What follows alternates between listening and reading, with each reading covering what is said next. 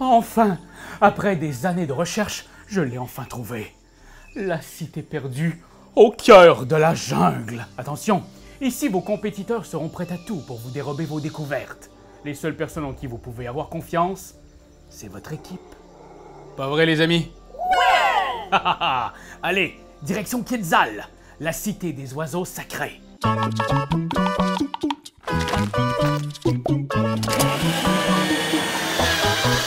Quetzal est un jeu d'enchères et de placement d'ouvriers qui se joue de 2 à 5 joueurs. Une partie prend normalement autour de 15 minutes par joueur. Donc, si vous jouez à 4, vous devriez en avoir pour 60 minutes. Ça, c'est si vos amis prennent un temps normal de réflexion pendant leur tour. Je dis ça sans viser personne. Hein? Pierre-Louis Renaud? Dans Quetzal, vous êtes à la tête d'un groupe d'archéologues et d'aventuriers.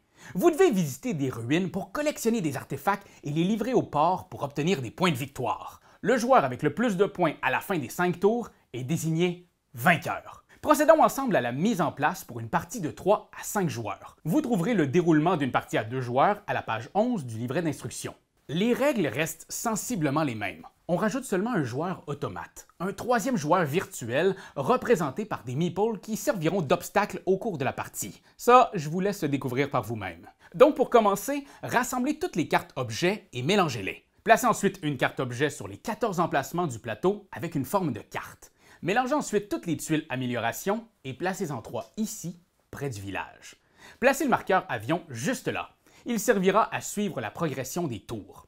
Le dernier joueur à avoir exploré une île reçoit le jeton premier joueur, ce médaillon mystique, relique d'un temps perdu. Bref, le premier joueur prend 4 pièces d'or. Le deuxième et le troisième en prennent 5 et le quatrième et cinquième en prennent 6. Choisissez une couleur et rassemblez les pièces de celle-ci. Le nombre de meeples dont vous aurez besoin dépend du nombre de joueurs. Par exemple, ici, dans ma partie à 4 joueurs, tout le monde prend une bonne poignée de 5 courageux meeples. Ajoutez toujours à votre équipe votre meeple personnage. C'est celui qui est plus massif et qui est peint pour représenter votre héros. Chaque joueur place aussi un marqueur sur la piste de points et un sur la piste de découverte. Dernière petite chose, si vous faites une partie à 3 joueurs, recouvrez l'un des emplacements bateaux. Il ne sera pas disponible. Vous êtes maintenant prêts pour l'aventure. Étape numéro 1, lancez les meeples.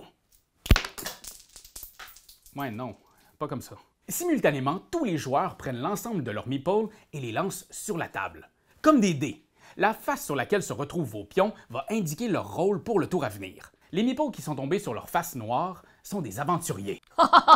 Je n'ai peur de rien. Ceux qui tombent sur leur face blanche sont des archéologues. Quelle découverte fascinante. Les meeples qui tombent sur leur tranche ou debout peuvent être utilisés comme des archéologues ou des aventuriers. C'est vous qui choisirez quand vous les placerez sur le plateau.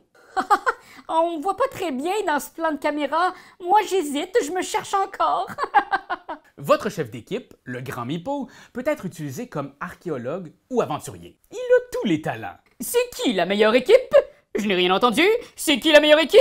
Pendant cette étape, pour tous vos meeples qui tombent debout sur leurs pieds, vous obtenez immédiatement une pièce d'or. Parce que c'est cool se tenir debout. Biped rules. Étape 2. Placez les meeples. À tour de rôle, en commençant par le premier joueur, tous vont choisir un lieu du plateau pour y placer un ou plusieurs meeples. Les lieux ont différentes contraintes. Seuls des archéologues peuvent être placés sur ces emplacements blancs.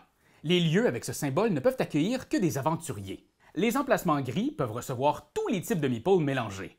Et finalement, ces lieux peuvent accueillir soit des archéologues, soit des aventuriers. La première personne qui va placer un jeton va décider le type de meeple qu'on pourra y envoyer pour le tour complet. Vous allez voir dans un instant pourquoi ça va être important tactiquement. Autre contrainte, il existe 3 types d'espaces. Les emplacements uniques, avec l'icône meeple solitaire et un symbole de pièce d'or. Ces espaces ne peuvent accueillir qu'un seul pion et vous devez payer la valeur en pièces d'or pour avoir le droit de vous y poser. Il y a aussi les emplacements libres, avec ce symbole d'infini. Plusieurs joueurs peuvent s'y rendre au cours d'un même tour. Vous pouvez même y aller plusieurs fois. Notez que certains de ces espaces ont un coût d'entrée aussi. Alors payez-le. S'il vous plaît. Et finalement, il y a mes lieux préférés. Les espaces enchères. Vous pouvez envoyer d'un coup autant de meeples que vous le souhaitez sur ces espaces. Ils ne nécessitent pas de coût d'entrée, alors c'est tentant. Mais les autres joueurs peuvent vous voler la place s'ils envoient plus de pions que vous. Comme je vous l'expliquais tantôt, ça doit être des pions du même type que les vôtres, archéologue ou aventurier. Si quelqu'un vous déloge, vous récupérez vos meeples sans les changer de face et vous pourrez les utiliser encore pendant le tour. Allez-vous essayer de récupérer votre place perdue en envoyant 3 meeples? 4 meeples? Est-ce que ça vaut la peine? Est-ce que cette seule action mérite qu'on y investisse plus de la moitié de votre équipe? Ça dépend de l'importance de la dite action. Ce qui nous amène à l'étape 3, activer les lieux. Quand tous les meeples sont déployés sur le plateau, on active chaque lieu dans l'ordre. Remarquez qu'il y a un numéro à côté de chaque espace? Eh bien, c'est l'ordre dans lequel on passe à l'action. Exception faite du campement. C'est le seul espace où vous gagnez les bénéfices au moment où vous y placez un pion. Ici, donc, vous pouvez toujours gagner une pièce d'or et relancer un meeple. Pratique quand on est coincé. Pour tous les autres emplacements, vous ne touchez votre récompense que lors de l'activation. Donc, dans l'ordre, voici les actions de chaque lieu. La stèle du savoir. Un pion ici vous permet de prendre le jeton premier joueur et d'avancer votre marqueur d'un espace sur la piste des découvertes. Cette piste procure des points, de l'or et d'autres bonus intéressants plus vous avancez sur celle-ci. Le temps. En commençant par le joueur sur la case supérieure, puis dans l'ordre en descendant, vous pouvez prendre un certain nombre de cartes objets ici. Par exemple, le joueur rouge se sert en premier 2 cartes objets de son choix dans le temple.